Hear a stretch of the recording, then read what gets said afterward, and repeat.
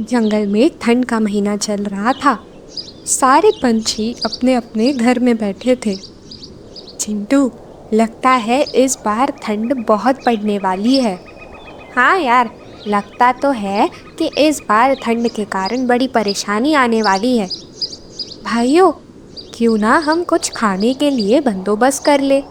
क्या पता ये ठंडी का मौसम काफ़ी दिनों तक चले और हमें आगे कुछ खाने के लिए ही ना मिले। हाँ भाइयों, मैंने कबूतर मामा के मुंह से सुना था कि इस बार बहुत ठंड पड़ने वाली है। चलो चलते हैं, कुछ इकट्ठा करके ले आते हैं। हाँ हाँ, चलो चलते हैं। सभी पंछी निकल पड़ते हैं खाने के लिए, कुछ न कुछ लाने के लिए। तेज हवाएं चल रही थी और बर्फ भी गिर रही थी। ऐसे में कुछ मिल पाना बड़ा ही कठिन लग रहा था। देखो, शायद यहाँ कुछ मिल जाए, क्योंकि यहाँ पहले खेत हुआ करता था।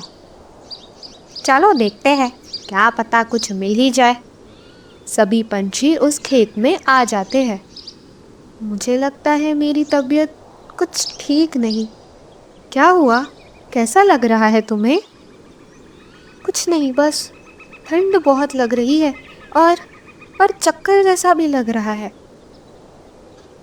मनमन, एक काम करो, तुम रिंकी को लेके घर चली जाओ। हम कुछ ना कुछ ढूंढ के ले आते हैं। मुनमुन और रिंकी वहाँ से घर चले जाते हैं। गोली और चिंटू खाने के लिए कुछ न कुछ ढूंढने लगते हैं। यार, लगता है रिंकी को कुछ ठीक नहीं लग रहा। अगर उसकी तबीयत ज़्यादा खराब हो गई तो क्या करेंगे? हाँ यार, ये सोच के तो मुझे भी डर लग रहा है। पर देखते हैं, कबूतर मामा से मदद मांग लेंगे। कुछ ही देर में गोली और चिंटू खाने के लिए थोड़ा बहुत सामान इकट्ठा करके ले आते हैं। यहाँ रिंकी की तबीयत कुछ ज़्यादा ही खराब हो जाती है। रिंकी, तू ठीक तो है ना? क्या हुआ तुझे? मुझे बहुत ठंड लग रही है और कुछ दिखाई भी नहीं दे रहा। हे भगवान, अब क्या होगा मेरा? बहुत दर्द हो रहा है। मुनमुन, एक काम करना, तुम यहीं इसके साथ बैठो, इसका ख्याल रखो। हम कबूतर मामा से मदद मांग कर आते हैं। ठीक है, तुम लोग जाओ, मैं इसका देखभाल करती हूँ। गोली और चिंटू वहाँ से कबूतर मामा के घर निकल पड़ते हैं। रास्ते में बहुत ठंड पड़ रही थी और तेज हवाएं भी चल रही थी। कुछ देर उड़ने के बाद वो कबूतर मामा के घर पहुंच जाते हैं। चिंटू कबूतर मामा का दरवाजा खटखटाता है। कबूतर मामा, कबूतर मामा, क्या आप घर पे हो? कौन है? इतनी ठंड में आवाज लगा रहा है। कबूतर मामा, मैं चिंटू, दरवाजा खोलिए। क्या हुआ? इतनी ठंड में यहाँ क्या कर रहे हो? रुको, आता हूँ, दरवाजा खोलता हूँ। कबूतर दरवाजा खोलता है। क्या हुआ? इतनी क्या आफत आ पड़ी? मामा मामा, रिंकी की तबीयत बहुत खराब हो गई है। बड़ी मुश्किल से हम लोग यहाँ आए हैं, हमारी मदद कीजिए। क्या हुआ उसे? उसे बहुत ठंड लग रही है और चक्कर भी आ रही है।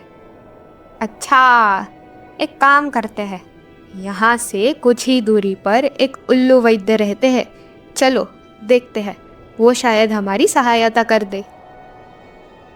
सब जन उस उल्लू वैद्य के घर के लिए निकल पड़ते हैं। कुछ दूर उड़ने के बाद उल्लू वैद्य का घर आ जाता है। वैद्य जी, दरवाजा खोलिए। लगता है कोई आया है। क्या हुआ? कौन हो तुम? वैद्य जी, मैं कबूतर मामा। हाँ, आता हूँ। उल्लू दरवाजा खोलता है और पूछता है, क्या हुआ? इस ठंड में तुम सब कहाँ जा रहे हो? वैद्य जी, हम लोग आपके ही पास आ रहे थे। हम यहाँ पास के जंगल से आए हैं। हमारी दोस्त बहुत बीमार पड़ गई है। कृपया आप चलकर उसे देख ले। क्या हो रहा है उसे? वैद्य जी, उसे बहुत ठंड लग रही है और चक्कर भी आ रही है। पूरा बदन उसका अकड़ गया है। ठीक है, चलो देखता हूँ।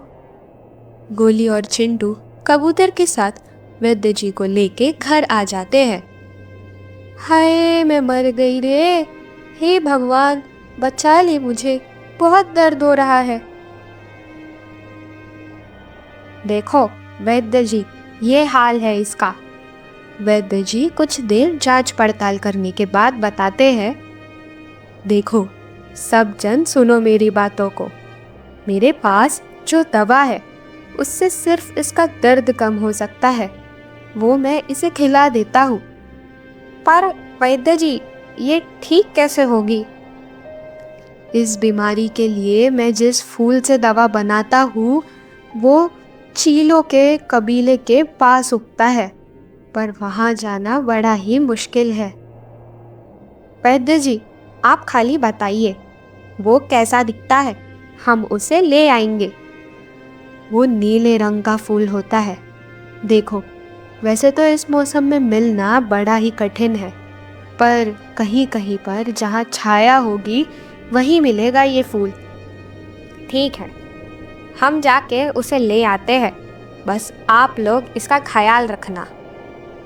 मैं भी तुम्हारे साथ चलूँगा, क्योंकि मुझे थोड़ी बहुत जानकारी है उस फूल के बारे में। ठीक है मामा, चलो चलते हैं। सभी पंछी उस फूल की तलाश में निकल पड़ते हैं। भारी बर्फ और तेज हवाओं के बीच वो उड़ते उड़ते एक जगह पहुंच जाते हैं। देखो भाइयों, मैं तो बहुत थक गया हूँ, थोड़ा रुक के आराम कर लेते हैं। हाँ हाँ, क्यों नहीं, यहाँ कुछ अच्छी जगह है, थोड़ा आराम करके फिर चलते हैं। सभी पंछी वहाँ रुककर आराम करने लगते हैं। मामा, आप कभी इस जंगल में आए हो क्या? वैसे तो बहुत बार आ चुका हूँ। बहुत साल पहले मैं यहाँ पर कुछ काम से आया था, तब ये जंगल बहुत ही बीहड़ था, इतने पेड़ पौधे नहीं थे। हाँ मामा, वो क्या है ना, समय समय पे जंगल अपना रंग बदलता रहता है, एक जैसा कहाँ रहता है। वैसे तो मैं अपने जंगल के बारे में चप्पा चप्पा जानता हूँ, पर ये जंगल कुछ समझ में ही नहीं आता, भूल भुलैया जैसा लगता है। थोड़ी बातचीत और आराम करने के बाद वो वापस वहाँ से निकल पड़ते हैं। जंगलों और पहाड़ों को पार करते करते वो उस जगह पर पहुँच जाते हैं। मामा, हम कहाँ ढूंढे उस नीले फूल को, पता नहीं वो कैसा दिखता होगा, हम पहचानेंगे कैसे? घबराओ मत, मुझे पता है वो कैसा दिखता है। चलो कहीं छाया वाली जगह पे ढूंढते हैं। मामा, वो देखो, उस पेड़ के पास काफी छाया है, चलो वहीं देखते हैं पहले। जैसे ही तीनों उस पेड़ की तरफ बढ़ते हैं, मोर उन्हें देखकर छुप जाता है। मामा, यहाँ भी तो नहीं है, अब हम क्या करें? रिंकी की जान कैसे बचाए? अब क्या होगा बेचारी का? अगर ये नीला फूल नहीं मिला तो बेचारी मर जाएगी। ये सब मोर झाड़ियों के पीछे से सुन रहा था और अचानक बाहर आ जाता है। सारे पंछी डर जाते हैं और दूर जाकर खड़े हो जाते हैं।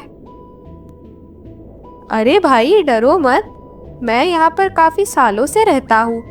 वैसे आप लोग यहाँ पर क्या ढूंढने आए हो?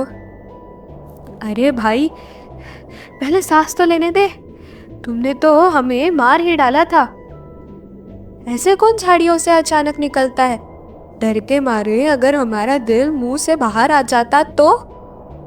अरे भाई, मैं तो आप लोगों से डर के छुपा था और आप लोग मुझसे ही डर गए, कमाल है। ऐसे बताओ तो आप लोग यहाँ क्यों आए हो?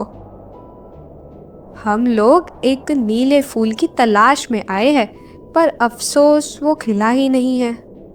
वैसे तो एक फूल खिला जरूर था, पर वो मैंने अपने घर में सजावट के लिए लगा दिया, क्योंकि वो फूल मुझे बहुत पसंद आया।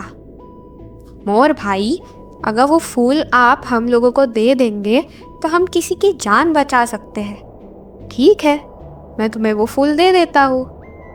उसने जादू की छड़ी घुमाई और फूल गोली के हाथ में आ गया।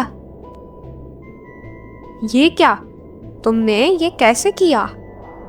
मैं एक जादूगर मोर हूँ और इस जंगल में सदियों से रहता आया हूँ। ये फूल मुझे बहुत अच्छा लगता है, इसलिए मैं इसे अपने घर में सजावट के लिए ले जाता हूँ। आपका बहुत बहुत धन्यवाद मोर भाई। आज आपकी वजह से किसी की जान बच जाएगी। कोई बात नहीं कबूतर मामा, मेरे पास बहुत सारे हैं। अगर आप लोग को और चाहिए होगा तो ले जाना। अच्छा, तो हम अब चलते हैं। तीनों वो फूल लेकर वापस अपने घर आ जाते हैं। ये लो वैद्य जी, ये फूल हम ले आए। ठीक है, पहले इसे पानी में गरम करो और वो पानी रिंकी को पिला देना। मुनमुन उस फूल को एक बर्तन में उबालने लगती है और कुछ देर उबालने के बाद उस पानी को रिंकी को पिलाया जाता है। रिंकी, ले, इसे पी ले, तुझे फटाफट आराम हो जाएगा। उस पानी को पीने के कुछ देर बाद रिंकी को आराम हो गया। भाइयों, मेरी जान बचाने के लिए आप सबका बहुत बहुत धन्यवाद। अरे पगली, इसमें धन्यवाद की क्या बात है? ये तो हमारा फर्ज था। दादी अम्मा अब रुलाएगी क्या? चुप कर। रिंकी, अब कैसा लग रहा है तुम्हें? अब कुछ अच्छा लग रहा है। दर्द तो ऐसे गायब हो गया जैसे कभी था ही नहीं। ये घटना के बाद अब सब मिलजुल कर पूरी ठंड का महीना खुशी खुशी बिता देते हैं। तो दोस्तों, अगर आपको ये वीडियो अच्छा लगा हो तो इस वीडियो को लाइक कीजिए, चैनल को सब्सक्राइब कीजिए और वीडियो को अपने दोस्तों के साथ शेयर कीजिए ताकि ऐसी वीडियोस हम आप तक पहुंचाते रहें। धन्यवाद।